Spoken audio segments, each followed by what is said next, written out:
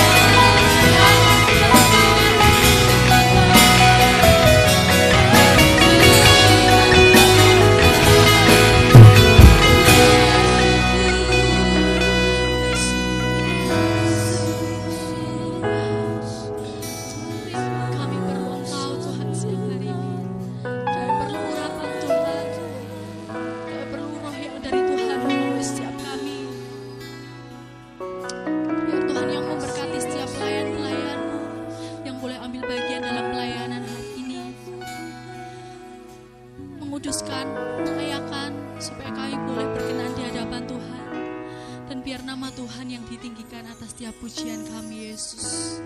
Memberkati setiap jemaat kami, memberkati jemaat yang mungkin masih dalam perjalanan menyampaikan di gereja dengan keadaan yang selamat. Dan kami rindu Tuhan bersatu hati, kami rindu Tuhan untuk bersekutu dengan Engkau, kami rindu Tuhan untuk kami mau membawa pujian kami yang terbaik buat Tuhan. Terima kasih Tuhan, terima kasih Tuhan yang menutup bungkus setiap ibadah kami, menutup bungkus setiap acara sampai gedung gereja kami Yesus. Biar roh Tuhan saja yang berdaulat atas setiap ibadah kami siang hari ini. Terima kasih Tuhan, terima kasih. Kami telah berdoa dan mengucap syukur di dalam nama Tuhan Yesus. Haleluya, amin. Shalom Bapak Ibu Saudara, yang di belakang shalom. Ada sukacita siang hari ini, amin. Amin. Kita mau lebih lagi masuk di hadirat Tuhan siang hari ini. Mari tanggalkan setiap pikiranmu, tanggalkan setiap beban yang mungkin sedang ada di pikiran kita, untuk kita mau fokus sama Tuhan saja siang hari ini. Kami rindu Tuhan untuk kami mau dekat dengan Engkau. Kami rindu untuk kami mau terus menyembah Engkau di dalam roh dan kebenaran. Sebab Engkau Allah satu-satunya, Engkau segalanya Yesus bagi setiap kami.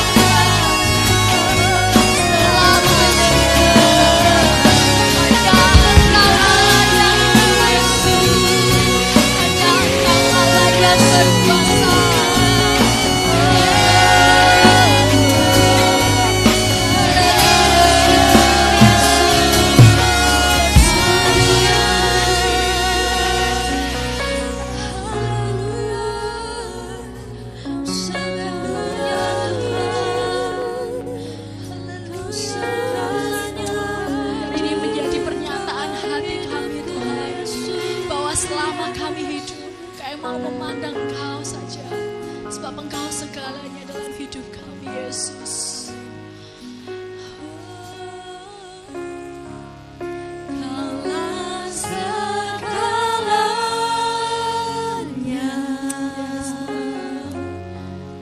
di dalam hidupku.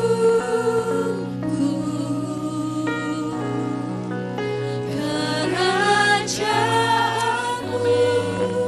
kebenaranmu, itu bagianku.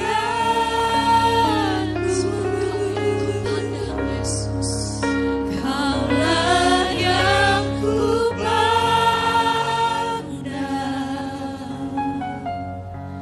selama hidupku,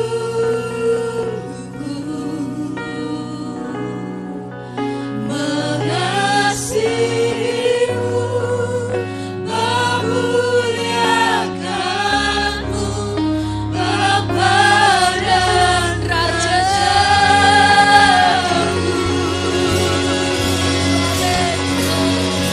Yes, kami mau mengasihi Engkau, kami mau memuliakan Engkau dengan pujian yang terbaik dari setiap kami, Yesus.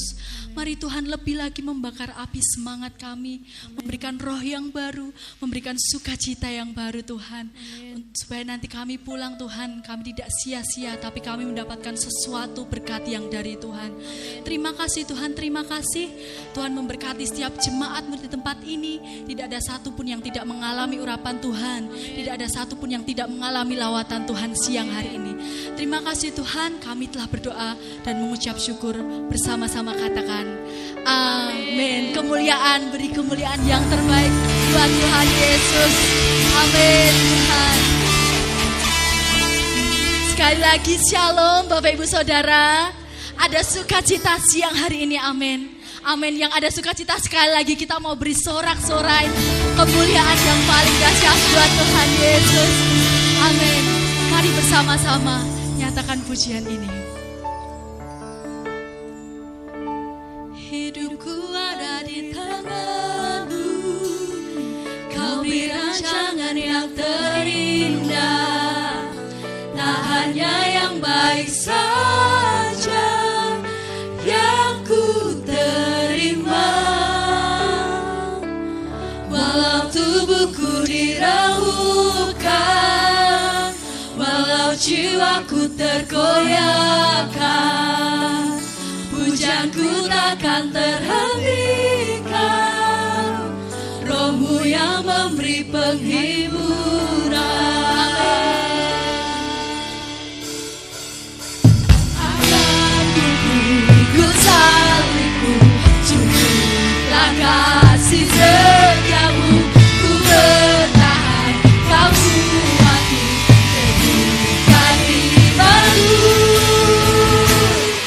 Ku mau tetap bersyukur, senantiasa bersyukur. Mari lebih lagi kita bersama-sama bertepuk tangan di atas kepala. Dan kehendak-Mu terjadi. Ku mau tetap bersyukur, senantiasa bersyukur. Hatiku kan bersuka, sebab hari ini hari yang terbaik. Amin Tuhan, kami mau tetap bersyukur. Hidupku ada di tangan-Mu,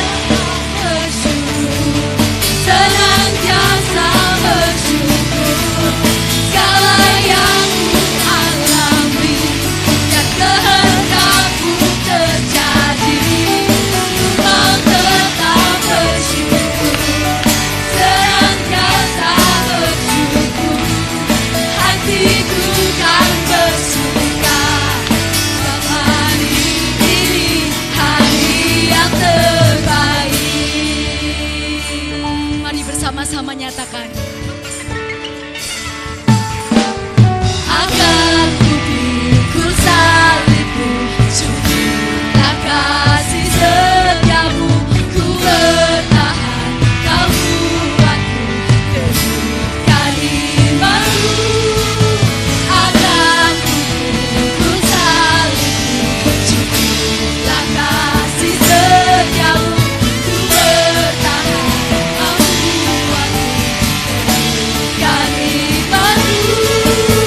Akan ku pikul salibmu, syukurlah kasih setiamu, ku bertahan, kau buatku teguhkan imanku.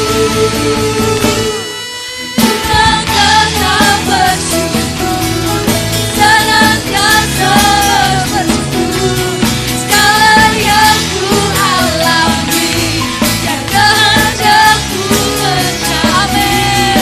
Ku mau tetap bersyukur, senantiasa bersyukur, hatiku kan bersuka, sebab hari ini hari yang terbaik. Sebab hari ini hari yang terbaik. Sebab hari ini hari yang terbaik.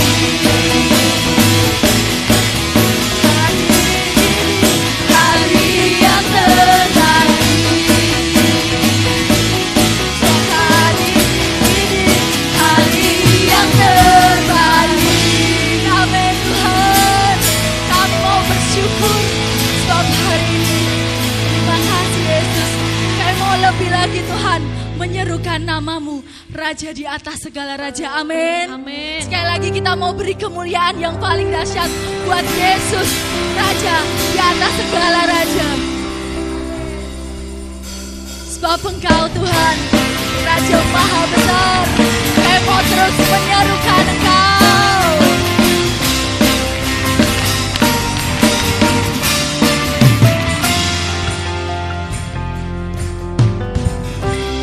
Tuhanku Maha Besar, Tuhanku Maha Kuasa, Raja segala raja, yang takkan tergoyahkan, yang takkan tergoyahkan, yang takkan terkalahkan, yang hidup dan berkuasa. Segala-galanya Yesus Tuhan Raja, dalam nama Tuhan, namanya luar biasa, perkasa mulia. Yesus nama di atas segala nama. Yes Tuhan, sebab Engkau Raja yang besar.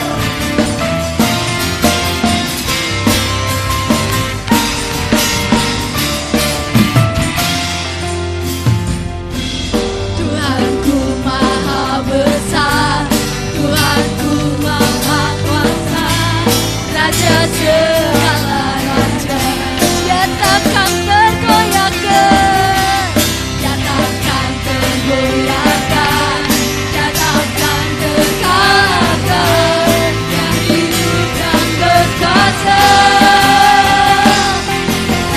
Segala-galanya Yesus Tuhan Raja, dalam kuasa tunduk dalam namanya, yang luar biasa, perkasa mulia. Yesus nama di atas nama.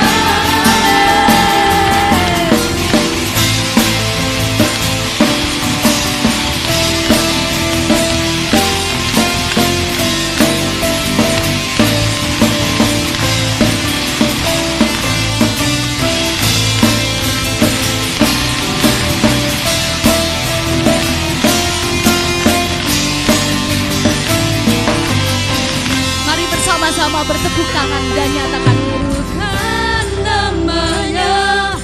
Yesus Tuhan Raja, segala kuasa tunduk dalam namanya.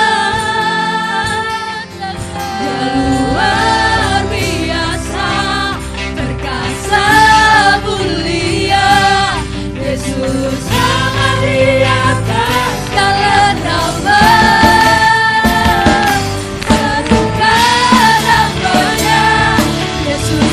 Tuhan Raja, segala kuasa tunduk dalam namanya. Luar biasa, perkasa mulia. Yesus sangat di atas segala nama. Yesus sangat di atas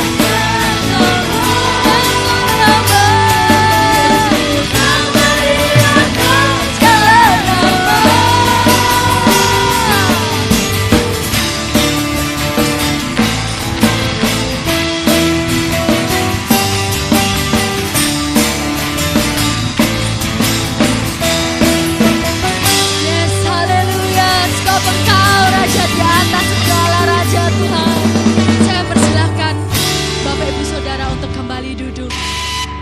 Terima kasih Tuhan, terima kasih Yesus untuk setiap sukacita yang Tuhan beri.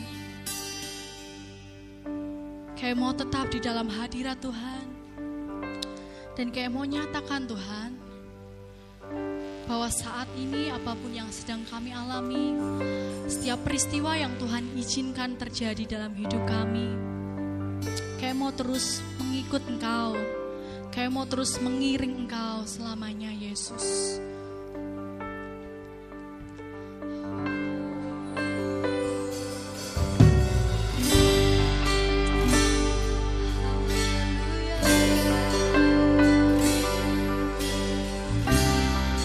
Sebab semua karena anugerah-Mu Yesus.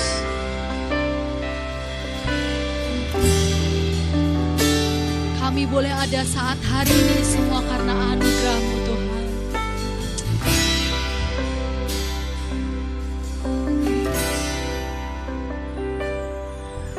Semua karena anugerah-Mu hari ini ada. Bukan karena kuatku, namun karena Roh-Mu. Kulah hatiku, penyembahanku. Ku semakin berkurang, Yesus makin bertambah.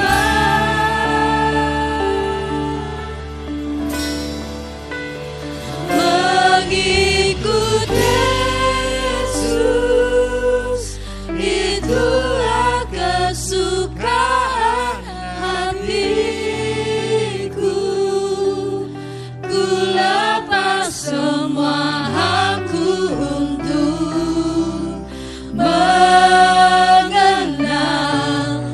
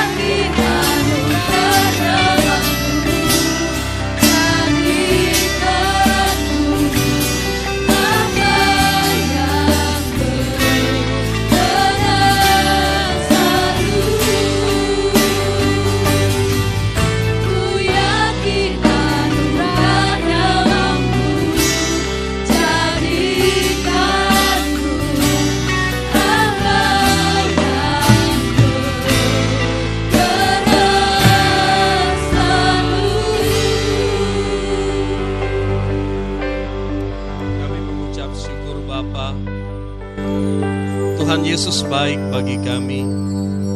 Siang hari ini kami bisa menikmati suasana hadirat Tuhan, suasana sorga ada di tempat ini. Ini karena kebaikan Tuhan. Dan kami akan dengar firman Tuhan. Mari Engkau berbicara melalui hamba-Mu ini, agar kami semua diberkati oleh Tuhan.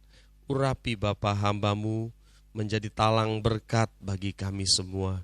Terima kasih Bapa, terima kasih Engkau ada di sini, Engkau menjamah pribadi lepas pribadi tanpa kecuali. Terima kasih Bapa, di dalam nama Tuhan Yesus kami berdoa. Haleluya. Amin. Shalom saudara. Ya, puji Tuhan.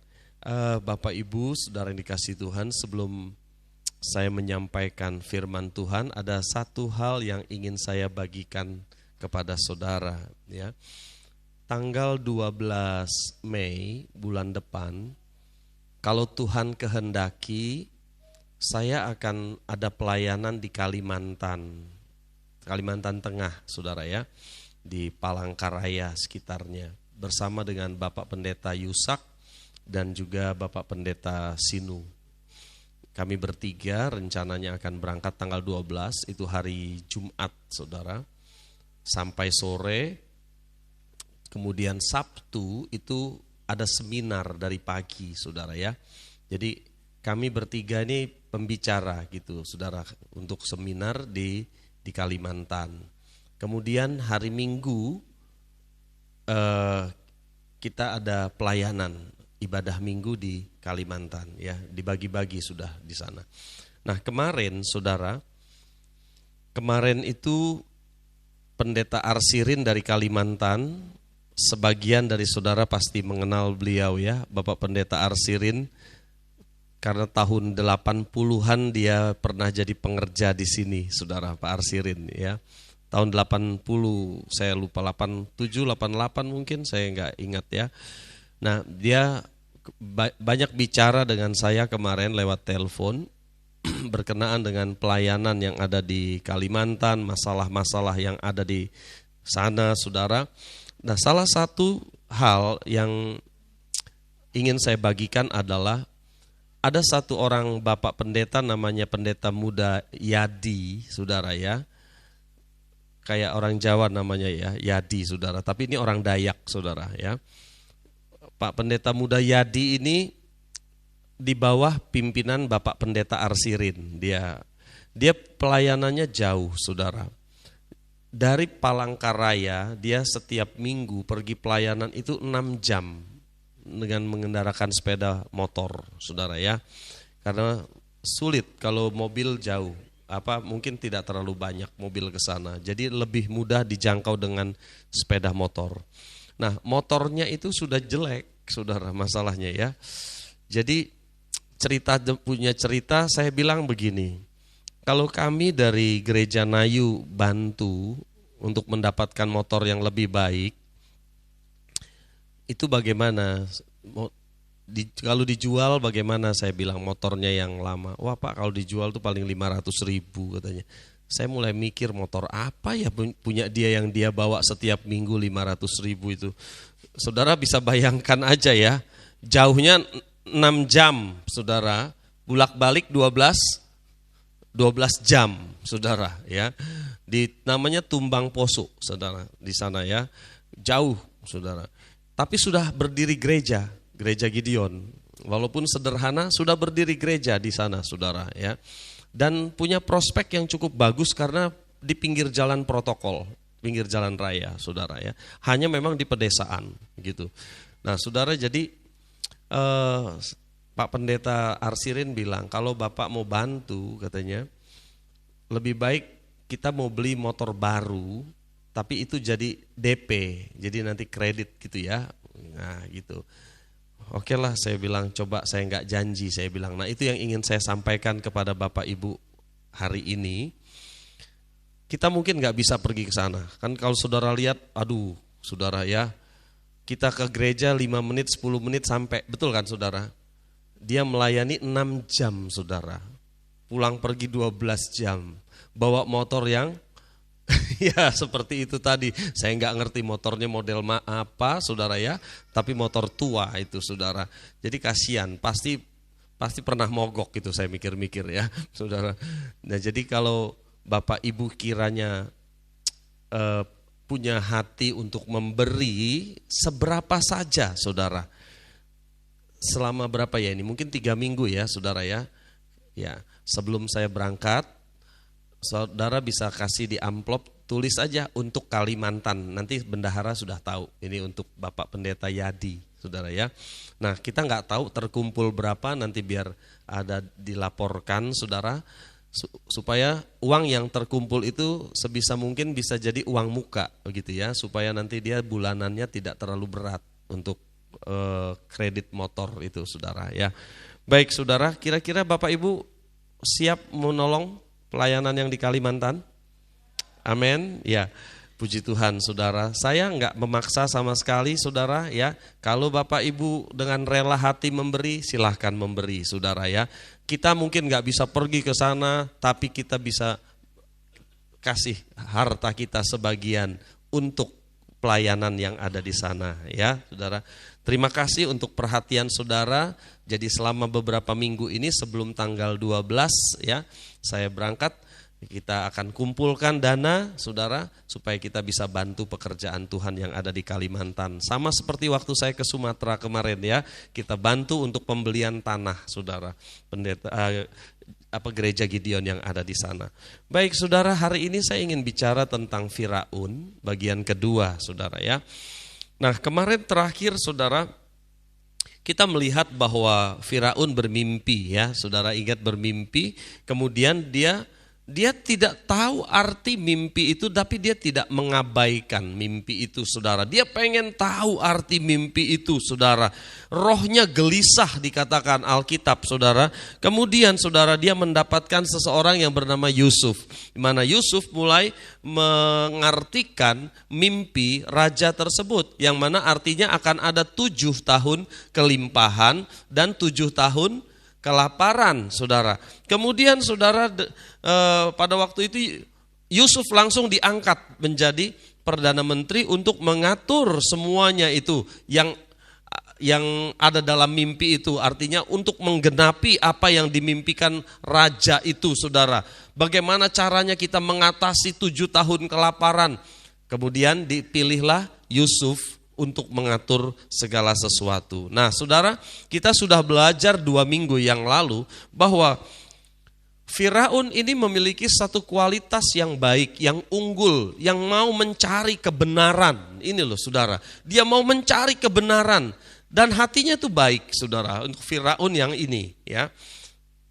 Ada beberapa hal yang ingin saya sampaikan. Yang pertama saudara, Firaun mengangkat Yusuf berdasarkan kemampuan. Ya, Firaun mengangkat Yusuf berdasarkan kemampuan. Siapa sih Yusuf pada waktu itu? Yusuf itu orang Ibrani. Yusuf itu ada di penjara. Yusuf itu seorang budak. Artinya dalam kasta masyarakat saudara ya, dia adalah kasta yang paling rendah. Boleh dikatakan pada waktu itu saudara ya. Tetapi saudara, kenapa Firaun mau mengambil satu keputusan yang penting itu? Mengangkat Yusuf saudara menjadi orang yang nomor 2 di negeri Mesir. Padahal Firaun tidak mengenal siapa itu Yusuf sebelumnya saudara. Dia gak tahu. 2 minggu yang lalu saya katakan, kalau saya mau mengangkat orang penting dalam, misalnya saya kepala negara, maka saya akan milih orang yang saya tahu dia setia, ya kan? Saya tahu dia pinter dan sebagainya. Saudaraku yang dikasihi Tuhan, tetapi ini sungguh aneh, saudara. Yusuf baru dikenal sudah dipilih sama Firaun, ya. Mari kita lihat saudara, Kejadian 41 ayat 38 dan 39. Lalu berkatalah Firaun kepada para pegawainya, mungkinkah kita mendapat orang seperti ini, seorang yang penuh dengan roh Allah? Kata Firaun kepada Yusuf, oleh karena Allah telah memberitahukan semuanya ini kepadamu, tidaklah ada orang yang demikian berakal budi dan bijaksana seperti engkau. Ya, terima kasih. Jadi Firaun ini bilang kepada para pegawainya sih, mungkinkah kita mendapat orang seperti ini? Seorang yang penuh dengan roh Allah. Dalam terjemahan AYT, saudara ya, kalau saudara punya di Alkitab, saudara ada terjemahan AYT dikatakan begini. Aku tidak yakin kita dapat menemukan orang yang lebih baik daripada Yusuf untuk mengerjakan hal ini. Roh Allah ada di dalam dia sehingga ia sangat bijaksana. Saudaraku yang dikasihi Tuhan, kita melihat alasan dari Firaun mengangkat Yusuf adalah karena kemampuannya, saudara. Firaun mulai melihat Yusuf dan dia bilang, enggak mungkin ada orang yang semampu dia ini, yang disertai oleh Allah. Enggak mungkin ada orang sebijaksana Yusuf, katanya. Jadi pada waktu itu, saudara, Firaun melihat ke depan, melihat satu kualitas yang luar biasa di dalam diri Yusuf. Dia mengabaikan seolah-olah kelemahan-kelemahan Yusuf. Apa kelemahan Yusuf? Statusnya budak. Ya toh? Dalam penjara lagi dia, saudara. Bukan orang Mesir dia. Dia orang Ibrani, saudara. Jadi Firaun gak memperdulikan kamu ras apa, bangsa apa. Tapi Firaun melihat kemampuan, hikmatnya Yusuf yang luar biasa. Oleh karena itu saudara, bagi Firaun, Yusuf ini pantas untuk diangkat menjadi Perdana Menteri pada waktu itu. Dia pantas karena kemampuannya memadai, mempunyai kapasitas untuk menjadi Perdana Menteri. Ini saudara, menurut pandangan Firaun. Dan pandangan Firaun itu tepat sekali, saudara ya. Nah, Bapak Ibu Saudara yang dikasihi Tuhan, seringkali kita kalau jadi pemimpin, milih orang, jangan milih pegawai, itu biasanya nepotisme ya, saudara ya. Bukan berdasarkan kemampuan. Ya, ada yang gitu ya, saudara. Bukan berdasarkan kemampuan, tapi berdasarkan iku sedulurku. Iya toh? Iku koncoku, katanya ya toh. Itu sak suku sama saya, katanya. Makanya dia diambil jadi pegawai kita, saudara. Bukan berdasarkan kemampuan, saudara. Saudara, kita bersyukur sekarang Bapak Presiden kita Pak Jokowi, saudara. Saya yakin beliau mengangkat menteri, mengangkat pejabat-pejabat berdasarkan kemampuan. Karena saya mengikuti sosial media yang gak bisa bekerja, out. Iya kan saudara, diganti saudara. Berarti beliau memilih berdasarkan kemampuan saudara ya. Nah saudaraku yang dikasihi Tuhan, itu negara akan menjadi lebih baik kalau kita seperti itu saudara ya. Sebuah gereja juga akan lebih baik, sebuah organisasi perusahaan akan baik kalau kita akan memilih seseorang berdasarkan kemampuannya ya. Bukan karena nepotisme, itu sedulurku, gak bisa apa-apa ya, pokoknya namanya sedulur ya gitu. Tapi rasa-rasanya memang masih banyak seperti itu dan sulit dihilangkan ya saudara ya. Ya. Baik saudara, yang kedua. Jadi yang pertama, Firaun mengangkat Yusuf berdasarkan kemampuan. Yang kedua, Firaun melihat penyertaan Allah pada Yusuf. Kita baca lagi ayat yang tadi. Ya, ada di sini saya tulis ulang. Ini sama ayat yang kita baca tadi ya. Lalu berkatalah Firaun kepada para pegawainya, mungkinkah kita mendapat orang seperti ini, seorang yang penuh dengan roh Allah? Kata Firaun kepada Yusuf, oleh karena Allah telah memberitahukan semuanya ini kepadamu, tidaklah ada orang yang demikian berakal budi dan bijaksana seperti engkau. Saudara perhatikan, ada 2 kali kata Allah itu muncul, baik itu di ayat 38, baik itu ayat 39 ya. Mungkinkah kita mendapat orang seperti ini, seorang yang penuh dengan roh Allah? Kok iso-isone saya mikir saudara, Firaun kok bisa mikir-mikirnya bahwa Yusuf itu penuh dengan roh Allah. Padahal dia kan orang yang gak percaya Tuhan pada waktu itu. Kalau dia bilang begini ya saudara, wah ini orang hebat, ini punya indera keenam, ini indigo gitu mungkin ya saudara ya. Enggak gitu loh saudara, Firaun enggak bilang bahwa Yusuf itu indigo saudara, atau punya indera keenam ya. Tapi dia bilang ini roh Allah katanya saudara. Firaun bisa melihat ada roh Allah di dalam diri Yusuf saudara. Kemudian ayat 39 juga sama saudara. Kata Firaun kepada Yusuf, oleh karena Allah telah memberitahukan. Loh saudaraku yang dikasih Tuhan, Firaun tuh percaya bahwa Allah lah yang menyertai Yusuf, yang memberitahu arti mimpi itu saudara. Loh saudara, ini saya mulai mikir, ini Raja Mesir ini, dia mungkin mulai percaya kepada Allahnya orang Israel, bisa jadi saudara, tapi tidak ditulis di dalam Alkitab. Kenapa dia nggak bilang roh-roh nenek moyang menyertai engkau? Kan nggak gitu saudara. Tapi Allah menyertai ya saudara. Roh Allah dikatakan, oleh karena Allah telah memberitahukan semua ini kepadamu. Saudaraku yang dikasihi Tuhan, dia dapat melihat kemampuan Yusuf karena Allah menyertai dia. Bapak ibu saudara yang dikasihi Tuhan, Yusuf adalah orang yang takut akan Tuhan. Kita sudah belajar beberapa waktu yang dulu, betul ya? Yusuf takut akan Tuhan, amin. Itu sebabnya roh Allah tinggal tetap di dalam hidupnya. Dia kemana saja berhasil karena roh Allah menyertai dia, saudara. Baik dia ada di penjara sebagai budak, tapi akhirnya Tuhan angkat dia. Roh Allah menyertai dia dimanapun dia berada, saudara. Bapak ibu saudara yang dikasihi Tuhan, sekarang saya tanya saudara, apakah orang luar bisa melihat Yesus di dalam hidup saudara? Firaun bisa melihat roh Allah di dalam diri Yusuf. Sampai-sampai dia katakan, Allah yang memberitahu engkau, roh Allah yang menyertai engkau. Firaun lihat loh saudara, daripada seorang budak gitu saudara. Yusuf itu budak. Tapi Firaun bisa melihat itu saudara.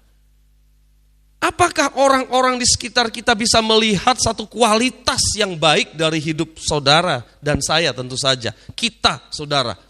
Apakah mereka melihat Yesus di dalam hidup saudara? Kadang-kadang orang melihat Yesus di dalam hidup kita ketika kita di dalam kesukaran saudara. Saya kasih contoh. Mungkin saudara dalam kesukaran persoalan yang berat. Dan orang lain tahu bahwa saudara punya masalah yang berat.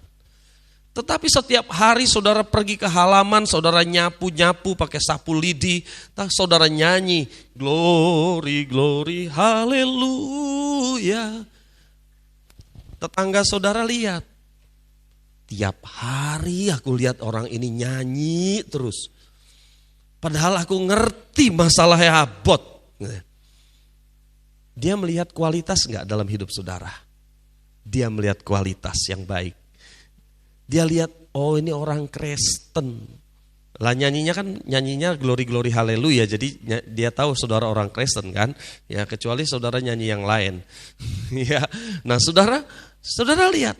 Dalam masalah orang tahu, tapi saudara menunjukkan satu kualitas. Tapi beda kalau saudara punya masalah, setiap hari saudara nyapu sambil ngomel, saudara banting-banting sapu.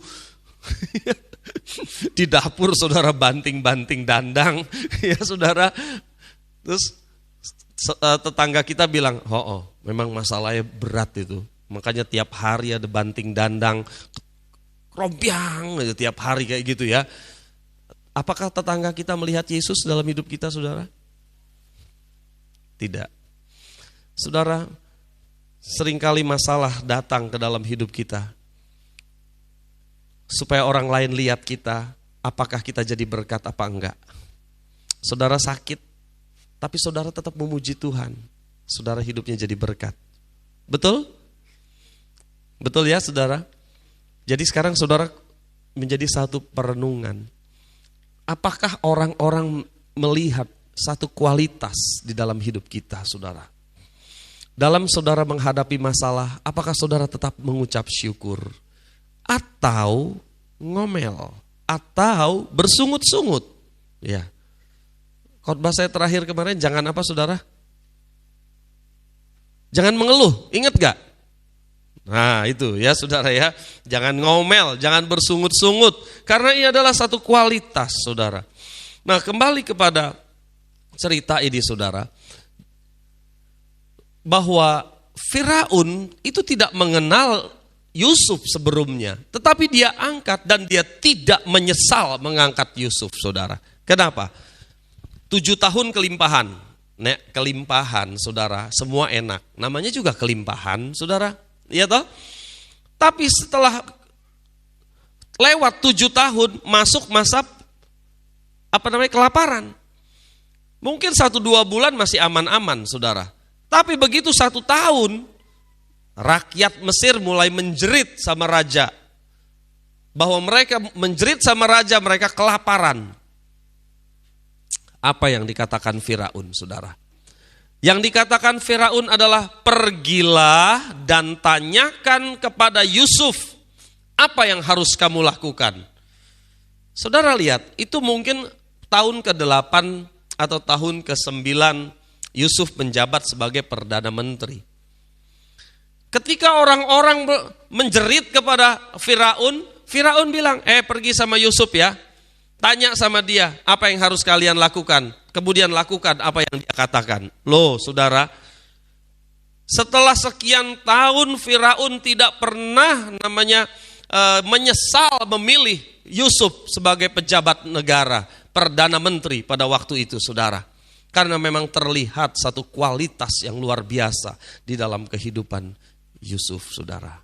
Ya, jangan sampai saudara sebagai pengerja di satu perusahaan, pegawai, ya, saudara kerja, awal-awal kerja semangat, rajin, tapi setelah itu kendor.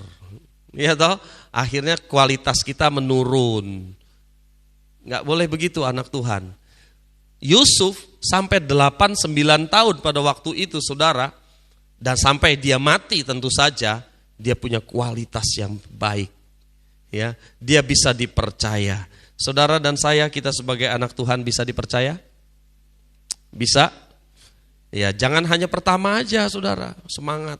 Ya, semangat masuk kerja karena baru jadi pegawai baru, begitu lama udah males-malesan. Nggak boleh, anak Tuhan nggak boleh seperti itu, saudara.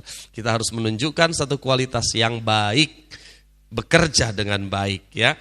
Yang ketiga, Firaun tuh murah hati terhadap Yusuf. Nah, kita akan mundur sedikit, saudara. Kita mau lihat satu karakter juga dari Firaun. Jadi pada waktu itu, saudara, ketika Yusuf berkata atau menyatakan siapa dirinya kepada kakak-kakaknya dan adiknya si Benyamin, ya saudara, maka gemparlah istana pada waktu itu.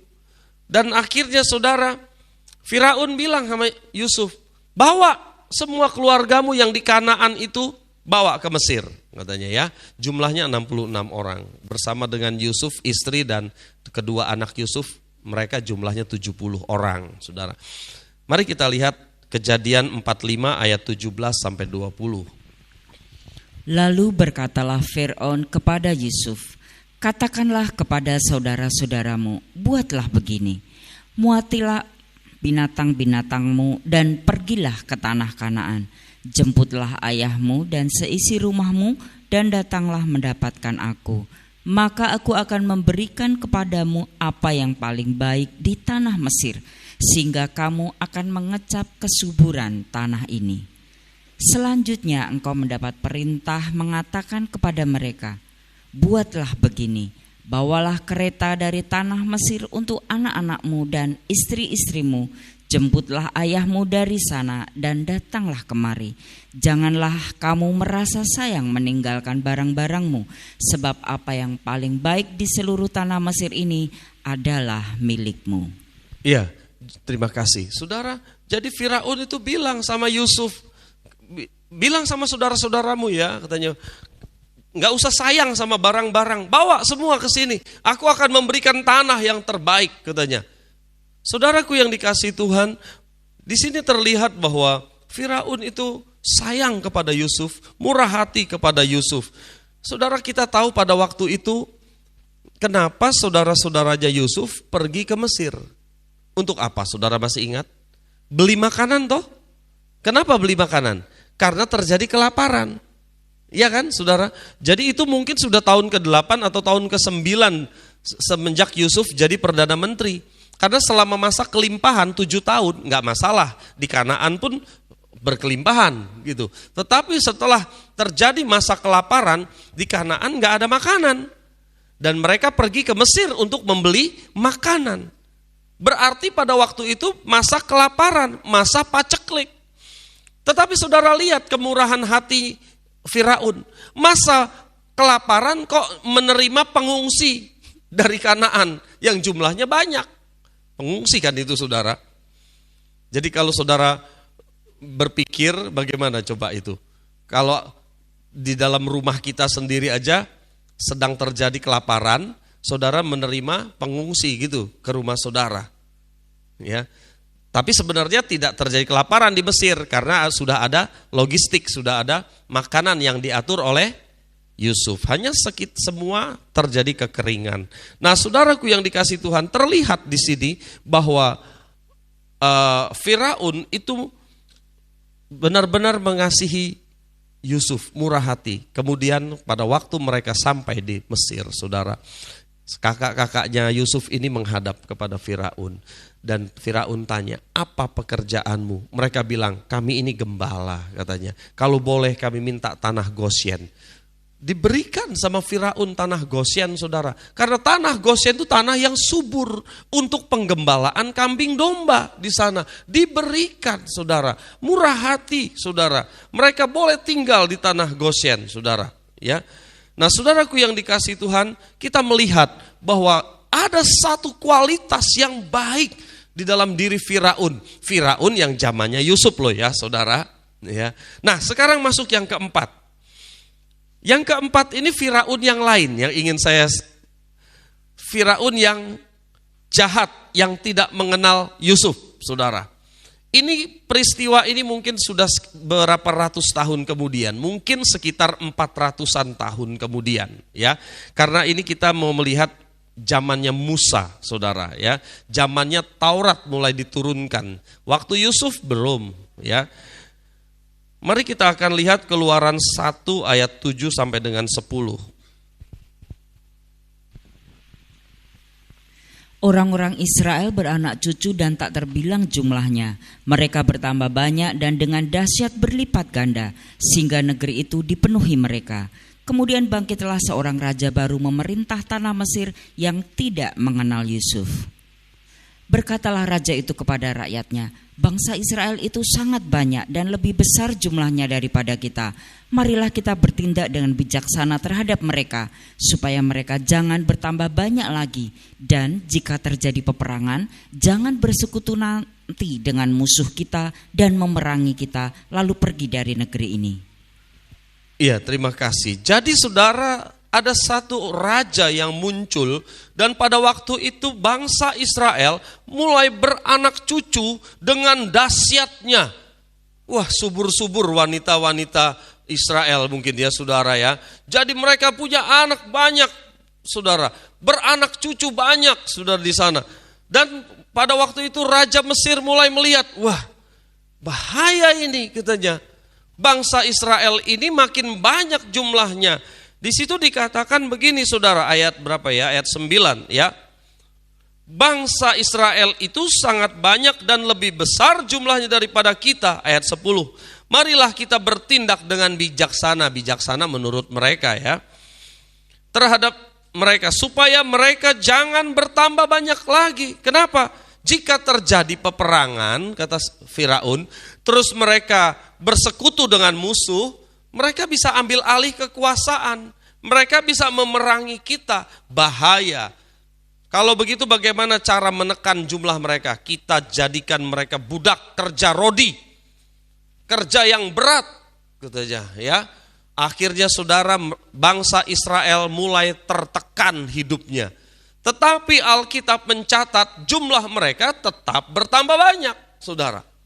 Akhirnya Firaun mulai putar otak lagi. Mari kita lihat Keluaran 1, 15 sampai 16. Ini yang dilakukan.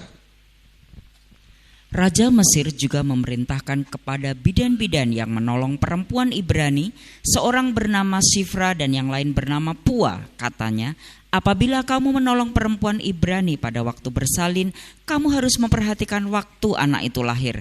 Jika anak laki-laki, kamu harus membunuhnya. Tetapi jika anak perempuan, bolehlah ia hidup. Jadi dia mulai menekan lagi, saudara. Menekan bangsa Israel dengan ngomongin bidan-bidan. Kalau laki-laki, bunuh.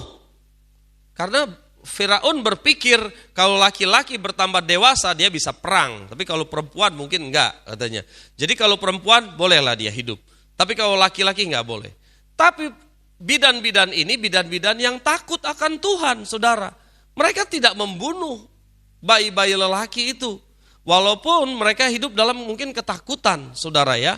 Karena saudara akhirnya melihat bahwa seperti Musa itu juga kan dihanyutkan toh, enggak dibunuh kan waktu dia lahir, saudara. Tapi dihanyutkan ke Sungai Nil. Kemudian kakaknya Musa, Meriam, itu ngikuti Musa yang dihanyutkan itu supaya jangan tenggelam ya.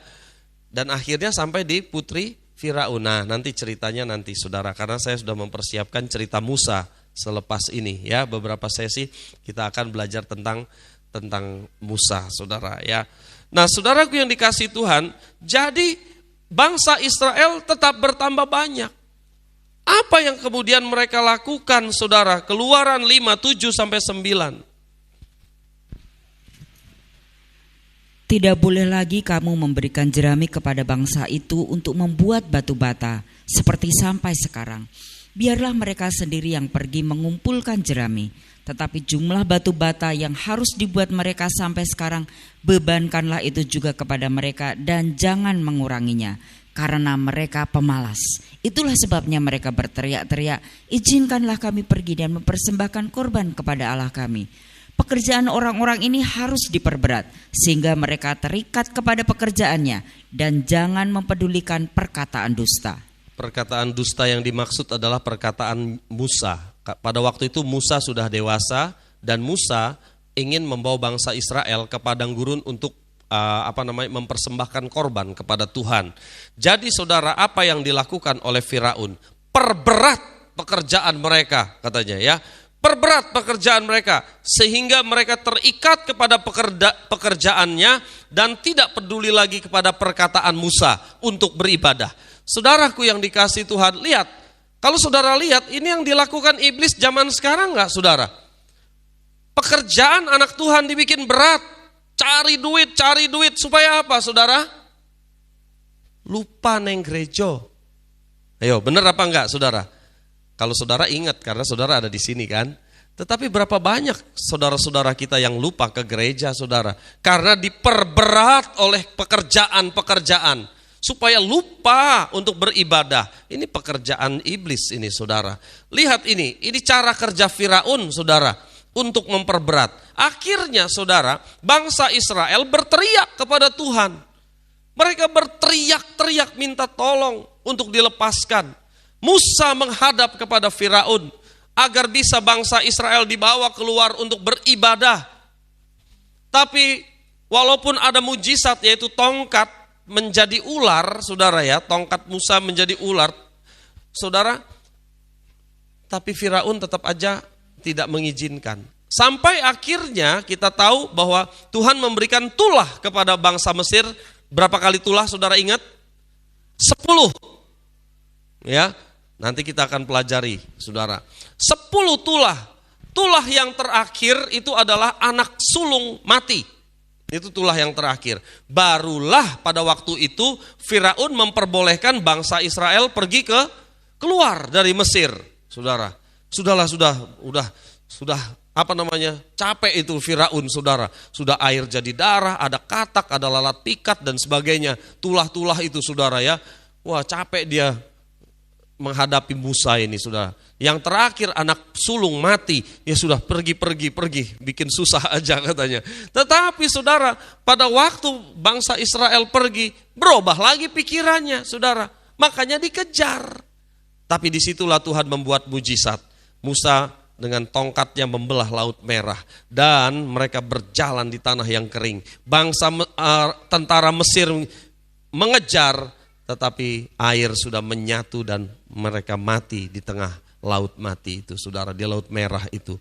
Saudaraku yang dikasihi Tuhan, nanti kita akan pelajari yang hal itu minggu-minggu ke depan ya, saudara.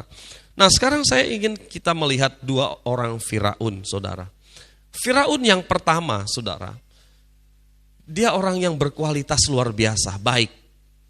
Dia dikasih mimpi dan oleh Tuhan dan dia mau cari kebenarannya. Dia mau cari arti mimpi ini, saudara. Dia mau tahu ini tanda ini untuk apa.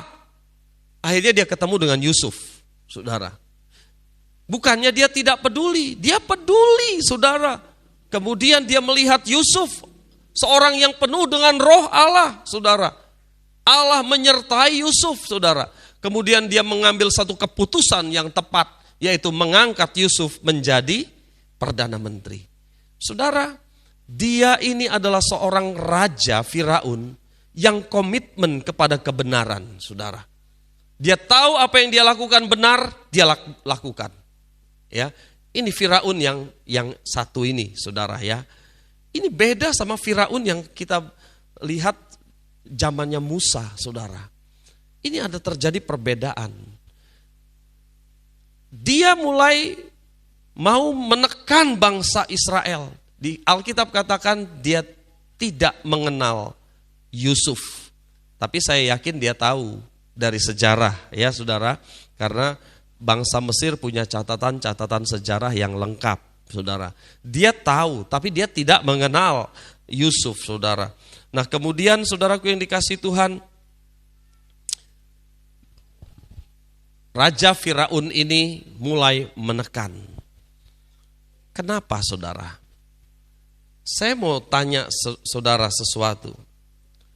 Mengapa Firaun yang jahat ini ya, saudara ya, mau memusnahkan orang Israel?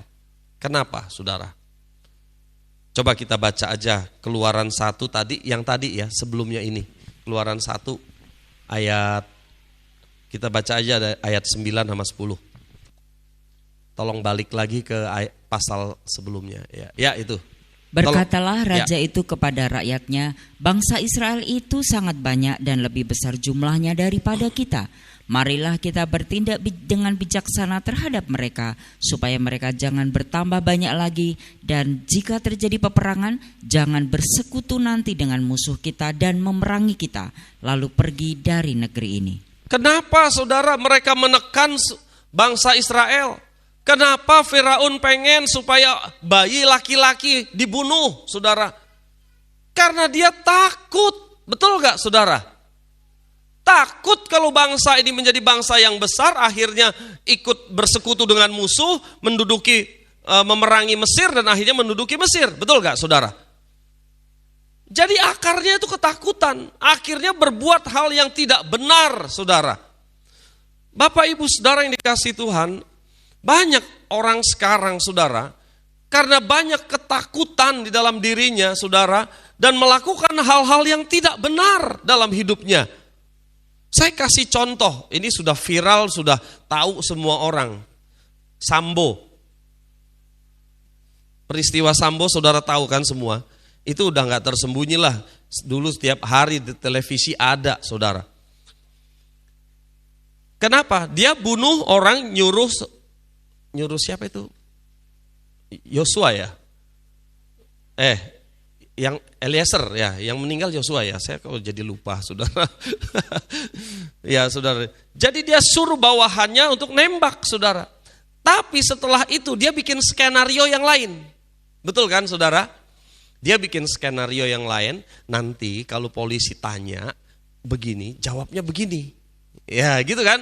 Nanti kalau dia bertanyanya gini, jawabnya begini.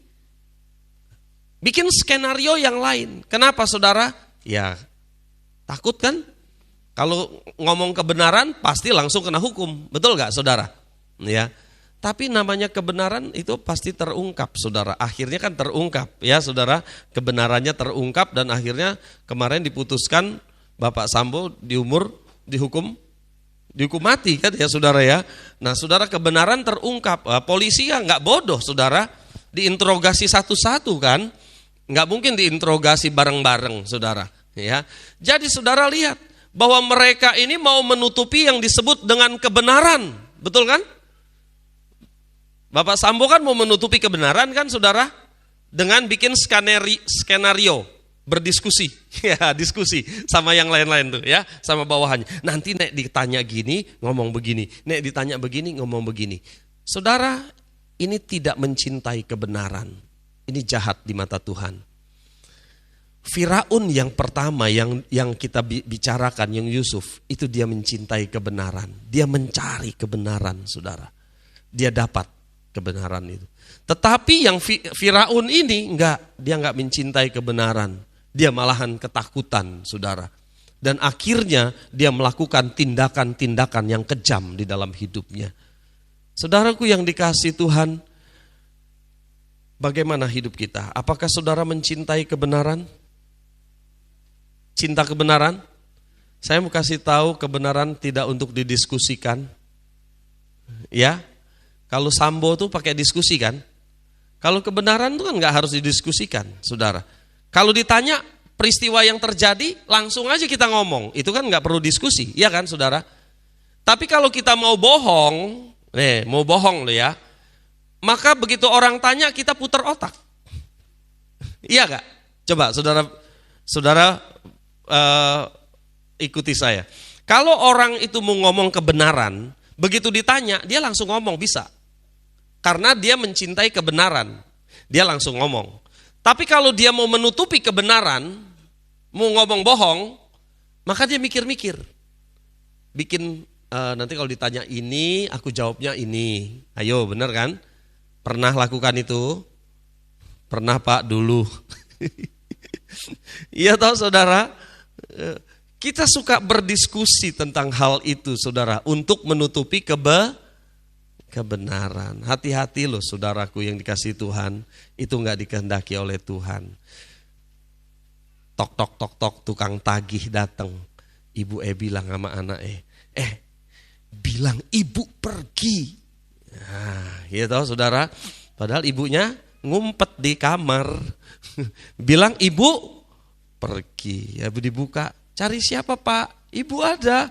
Kata ibu pergi. Saudara, nah saudaraku yang dikasihi Tuhan, lihat ya. Jadi saudara, kadang-kadang hal-hal yang kita anggap kecil, remeh, tapi kita tidak hidup dalam kebenaran, saudara. Ya, kita mau menutupi kebenaran, saudara.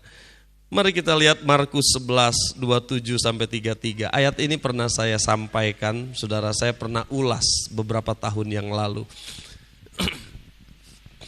Lalu Yesus dan murid-muridnya tiba pula di Yerusalem. Ketika Yesus berjalan di halaman bait Allah, datanglah kepadanya imam-imam kepala, ahli-ahli Taurat dan tua-tua, dan bertanya kepadanya, dengan kuasa manakah engkau melakukan hal-hal itu? Dan siapakah yang memberikan kuasa itu kepadamu, sehingga engkau melakukan hal-hal itu? Kata Yesus kepada mereka, aku akan mengajukan satu pertanyaan kepadamu, berikanlah aku jawabnya. Maka aku akan mengatakan kepadamu dengan kuasa manakah aku melakukan hal-hal itu. Baptisan Yohanes itu dari sorga atau dari manusia? Berikanlah aku jawabnya. Mereka memperbincangkannya di antara mereka dan berkata, jikalau kita katakan dari sorga, ia akan berkata, kalau begitu mengapakah kamu tidak percaya kepadanya? Tetapi masakan kita katakan dari manusia, sebab mereka takut kepada orang banyak, karena semua orang menganggap bahwa Yohanes betul-betul seorang nabi. Lalu mereka menjawab Yesus, kami tidak tahu. Maka kata Yesus kepada mereka, jika demikian aku juga tidak akan mengatakan kepadamu dengan kuasa manakah aku melakukan hal-hal itu. Saudara, di dalam ayat 28 itu dikatakan, dengan kuasa manakah engkau melakukan hal-hal itu? Saudara mungkin agak bingung, maksudnya apa. Tapi saya mau cerita karena saudara harus membaca dulu ayat-ayat sebelumnya supaya bisa paham apa yang sedang dibicarakan di sini. Jadi pada waktu itu Tuhan Yesus marah dengan penukar-penukar uang. Bait Allah dijadikan tempat berjual beli itu ya, saudara ya. Kemudian dia bongkar bangkirkan meja-meja penukar uang dan sebagainya. Yesus marah, saudara, di bait Allah pada waktu itu. Nah, saudara, kita tahu bahwa bait Allah itu otoritasnya tua-tua, imam-imam, ahli-ahli Taurat. Betul kan, saudara? Nah, pada waktu itu para penatua, ahli Taurat, itu mereka punya pakaian khusus. Jadi kalau mereka jalan gitu, saudara, orang tuh harus gini gitu ya, hormat gitu sama mereka. Orang Farisi juga mereka dihormati begitu, saudara. Nah, kenapa? Mereka punya pakaian kebesaran. Ya, jubah-jubah kebesaran itu, saudara. Mereka pakai itu. Nah, mereka lah yang berotoritas di bait Allah. Tapi Yesus pakaiannya pakaian orang-orang biasa, rakyat jelata, saudara ya. Nah, itu sebabnya ketika Yesus marah di bait suci, saudara, meja-meja dibalikkan sama Yesus pada waktu itu marah. Karena bait Allah bukan menjadikan rumah doa, kata Tuhan, tetapi menjadi tempat perdagangan seperti itu, saudara. Nah, orang-orang ini mulai tanya, dengan kuasa manakah kamu melakukan hal-hal itu? Maksudnya begini, kamu itu disuruh siapa? Apakah ada atasanmu yang nyuruh kamu melakukan hal itu yang melebihi aku? Kata mereka. Apa Kaisar Roma nyuruh kamu melakukan hal itu? Atau gubernur yang nyuruh kamu seperti itu? Kira-kira begitu, saudara. Ya. Jadi orang-orang ini, tua-tua ahli Taurat ini, imam-imam ini bertanya, dengan otoritas siapa kamu melakukan itu? Bait Allah ini kan otoritas kami. Kok berani-beraninya kamu melakukan hal itu di tempat kami? Saudara bisa paham ya ceritanya? Jadi mereka tanya, dengan kuasa manakah kamu melakukan hal-hal itu? Dengan otoritas dari siapa? Memang kamu disuruh Pak Gubernur ya, suruh obrak-abrik ini. Nah, seperti itu. Kemudian Yesus mulai memberikan satu pertanyaan kepada mereka. Yesus bilang begini, baik, aku akan menjawab pertanyaanmu, tapi tolong jawab dulu pertanyaanku, kata Yesus. Baptisan Yohanes dari sorga atau dari manusia, kata Yesus. Yesus itu tahu hati manusia, saudara. Dia tahu hati orang-orang ini, orang-orang yang hidup dalam kemunafikan, menutupi kebenaran. Yesus ngerti. Berikan jawabmu, kata Yesus. Ayat 31 saudara baca apa itu? Mereka apa, saudara? Mereka apa? Memperbincangkan, diskusi. Saya katakan, kebenaran itu gak perlu diperbincangkan. Kalau mereka kan tahu jawabnya, Yohanes itu dari sorga apa dari manusia? Tinggal jawab aja, menurutmu dari sorga apa dari manusia? Kan gitu kan, saudara? Tapi mereka mulai ngobrol, sini kumpul. Kalau kita jawab dari sorga, nanti Yesus pasti bilang begini, loh kamu kok gak percaya sama baptisan Yohanes? Terus kalau kita jawab dari manusia, lah orang banyak itu menganggap Yohanes itu nabi, kita bisa dilempari orang banyak sama batu, kata mereka. Terus bagaimana? Gini, ngomong nggak tahu. Ya toh, saudara, cari aman. Makanya dia katakan, saudara, dalam ayat 33, saudara lihat, lalu mereka menjawab Yesus apa? Kami tidak tahu. Saudara ngerti kenapa mereka menjawab kami tidak tahu? Cari aman. Mereka tahu nggak jawabnya? Tahu. Tapi mereka bilang, kami tidak tahu. Terus Yesus jawab apa, saudara? Yesus bilang begini, jika demikian, aku juga tidak mengatakan kepadamu, dengan kuasa manakah aku melakukan hal-hal itu. Aku nggak mau kasih tahu sama kamu. Saudara, apa yang ingin saya mau sampaikan pada saat ini? Yesus tidak suka sama orang yang hidupnya tidak dalam kebenaran. Dia mau orang hidup di dalam kebenaran, saudara. Orang Farisi, tua-tua, munafik. Mulutnya baik, tapi enggak hatinya, saudara. Mereka munafik, makanya di Matius 23 ayat selanjutnya banyak itu dari beberapa ayat itu Yesus katakan, hai kamu orang munafik, terus dikatakan begitu, saudara. Kenapa? Karena mereka tidak hidup di dalam kebenaran. Seringkali mulut mereka ngomong A, hati mereka B. Enggak ngomong kebenaran, saudara. Tuhan Yesus enggak mau seperti itu. Bapak Ibu Saudara yang dikasihi Tuhan, pertanyaannya adalah bagi kita sekarang, apakah kita mencintai kebenaran, saudara? Kalau kita bilang, iya aku mencintai kebenaran, benar enggak dalam sehari-hari kita ngomongnya A ya A, B ya B, iya iya tidak tidak. Mengapa banyak anak Tuhan tidak dijawab doanya oleh Tuhan? Karena tidak hidup dalam kebenaran. Tuhan enggak mau memberitahu kebenaran kepada orang yang seperti itu, saudara. Lihat ini, Tuhan mau ngomong enggak? Atas pertanyaan orang-orang itu, mau enggak? Enggak mau, saudara. Jika demikian aku juga tidak mengatakan kepadamu, dengan kuasa mana aku melakukan hal-hal itu. Mereka kan ada pertanyaan. Yesus mau jawab enggak? Yesus mau jawab kalau kamu jawab pertanyaanku. Kalau kamu hidup dalam kebenaran, kamu jujur sama saya akan ngomong, kata Yesus. Saudara ngerti enggak kenapa banyak anak Tuhan tidak dijawab doanya? Hidupnya enggak benar di hadapan Tuhan. Tuhan enggak mau ngomong kalau hidup kita enggak benar, saudara.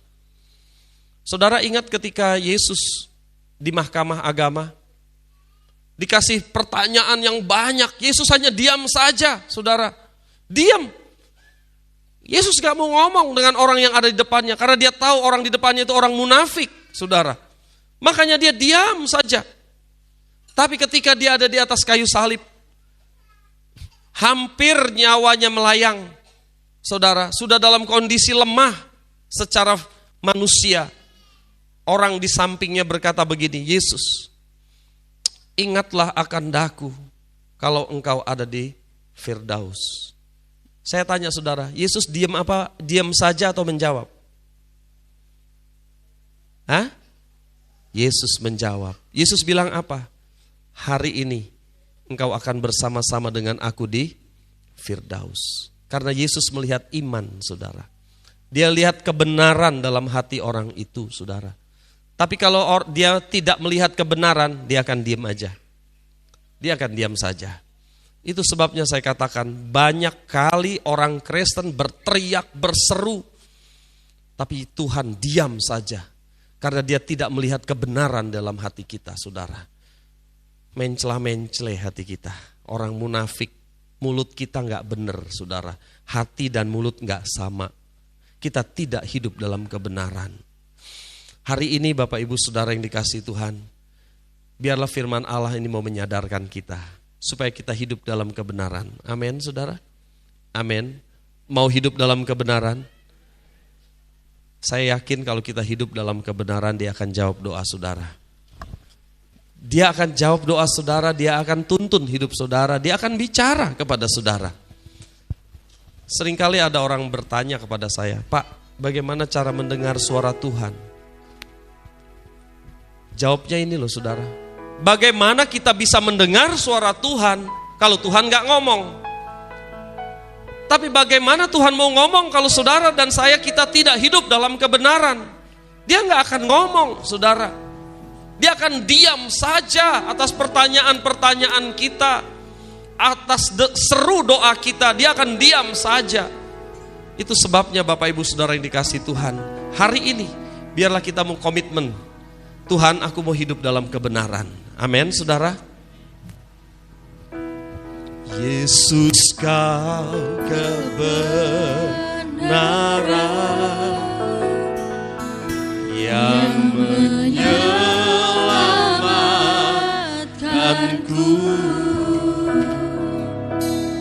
Kau memberikanku hidup dan pengharapan.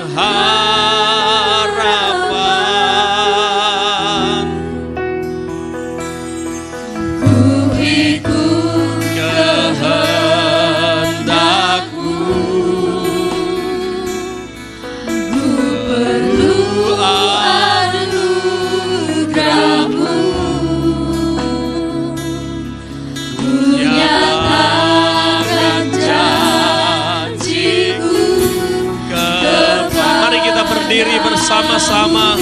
Katakan, kalau ku hidup, Kalau ku hidup bagimu, hatiku tetap menyembahmu. Dunia tak bisa menjauhkanku dari kasih-Mu. Selama ku hidup bagimu, mataku tetap memandangmu. Dunia tak bisa menjauhkanku dari kasih-Mu. Bapak, Ibu, Saudara yang dikasihi Tuhan, siang hari ini saya ingin berdoa bagi kita semua. Kalau hari ini kita berkomitmen, jemaat Tuhan, aku mau hidup dalam kebenaran. Aku mau benar-benar berkata iya, iya, tidak, tidak. Itu berarti hidup dalam kebenaran kita. Taruh tangan kanan saudara di dada, saya akan berdoa. Supaya Tuhan memberkati kita semua pada saat ini, saudara. Supaya Tuhan pimpin hidup kita, Tuhan jawab doa-doa kita, Tuhan mau ngomong sama kita, dan kita mau melakukan kehendak Tuhan. Saya akan berdoa untuk kita semua. Bapa di sorga, berkati sidang jemaat yang sudah mendengarkan firman Tuhan pada saat ini. Dalam nama Tuhan Yesus, setiap tangan yang ditaruh di dada menunjukkan ini kami Tuhan. Kami mau komitmen terhadap kebenaran. Kami mau hidup di dalam kebenaran. Kami mau aktif mencari kebenaran-kebenaran Allah di dalam hidup kami. Bapa di sorga, hamba-Mu berdoa untuk jemaat-Mu pada saat ini. Berkati mereka, jawab doa mereka, tuntun hidup mereka, berkata-kata kepada mereka Tuhan, sehingga mereka tahu apa kehendak-Mu, yang mana yang baik, yang sempurna dan yang berkenan kepada Allah. Terima kasih Bapa di sorga untuk memberkati kami. Dalam nama Yesus Kristus, diberkati saudara. Terima kasih untuk berkat firman Tuhan pada saat ini Tuhan. Tuhan yang bekerja, Tuhan yang akan berbicara lebih jauh di dalam hati kami masing-masing. Terima kasih Bapa. Kami berdoa dalam satu nama, yaitu Tuhan Yesus Kristus. Haleluya. Amin. Silahkan duduk saudara, Tuhan Yesus memberkati.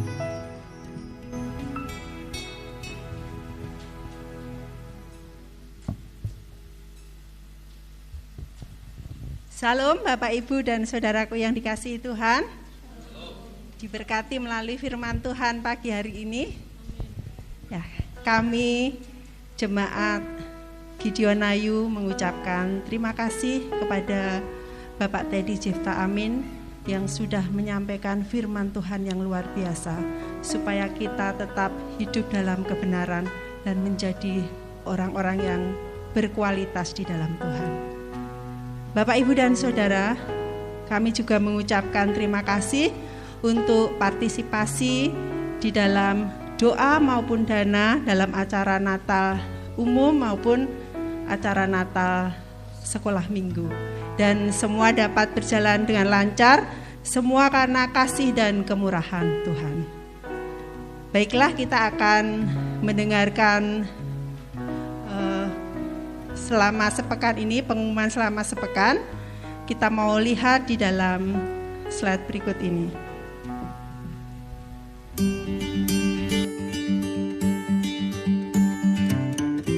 Shalom jemaat Guys Gideon Ayu yang dikasih oleh Tuhan. Perkenalkan nama saya Berlinda dan saya Lisa. Di sini kami akan menyampaikan pengumuman gereja untuk 1 minggu ke depan.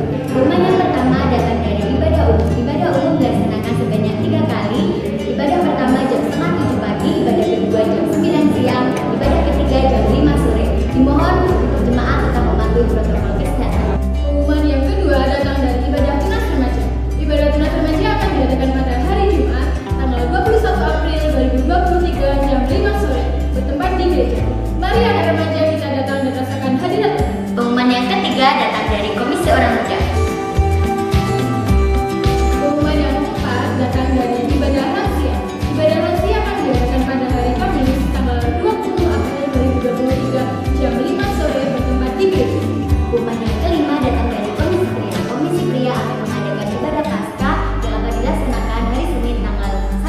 2023 bertempat di Bapak Pendeta Yadi Setanggang Gumeng dengan kontribusi Rp75.000. Dan pengumuman yang terakhir datang dari doa pagi. Doa pagi akan dilaksanakan setiap hari Senin sampai Sabtu pukul 4:30 pagi sampai 5:30 pagi bertempat di gereja. Mari para jemaat kita datang dan mengikuti doa pagi. Demikian pengumuman yang dapat kami sampaikan untuk seminggu ke depan. Terima kasih dan Tuhan Yesus memberkati. Demikian Bapak Ibu pengumuman gereja selama sepekan ini. Dan saya undang Bapak Ibu untuk bangkit berdiri, kita akan berdoa bersama-sama. Bapa yang kami sembah di dalam nama Tuhan kami Yesus Kristus, kami mengucap syukur atas ibadah pada saat siang hari ini. Engkau sudah memberkati kami dengan firman-Mu yang luar biasa. Dan biarlah kebenaran firman-Mu ini Tuhan boleh termeteraikan di dalam setiap hidup jemaat-Mu. Kami mengucap syukur untuk pelayanan Bapak Teddy Cipta Amin Tuhan. Kiranya Tuhan menyertai di dalam setiap kehidupan dari Bapak Teddy beserta keluarga. Tuhan menyertai setiap pelayanannya dan Tuhan memberkati keluarganya. Dan kiranya berkat-Mu juga tercurah atas hamba-Mu Bapak Pendeta Agus Sudarmono beserta Ibu Pendeta Muda Linda dan juga keluarganya. Kiranya Tuhan senantiasa menyertai di dalam setiap pelayanan dari hamba-Mu. Berkati juga hamba-Mu Pendeta Bapak Yohanes, kiranya Tuhan juga menyertai keluarganya dan juga memberkati Ibu Pendeta Eli Mawarti dan juga keluarga dari Ibu Trisunarsi. Tidak lupa kami juga berdoa buat Bapak Pendeta Muda Bambang dan juga Pendeta Muda Roynaldo. Kiranya melalui hamba-hamba-Mu ini Tuhan, Gereja Gideon senantiasa bertumbuh di dalam Engkau. Banyak jiwa-jiwa boleh dimenangkan untuk kemuliaan nama-Mu. Dan kami juga berdoa buat bangsa dan negara kami. Biarlah pemeliharaan-Mu, penyertaan-Mu, damai sejahtera yang daripada-Mu senantiasa ada di tengah-tengah bangsa dan negara kami. Demikian juga kiranya Tuhan akan memberkati jemaat-Mu saat siang hari ini Bapa, sehingga berkat yang dari Allah itu senantiasa ada di tengah-tengah keluarga kami masing-masing. Terima kasih Bapa, di dalam nama Tuhan kami Yesus Kristus kami mau serahkan doa kami. Haleluya. Mari saudara kita terima berkat dari Tuhan. Kiranya Engkau memberkati kami dengan berlimpah-limpah.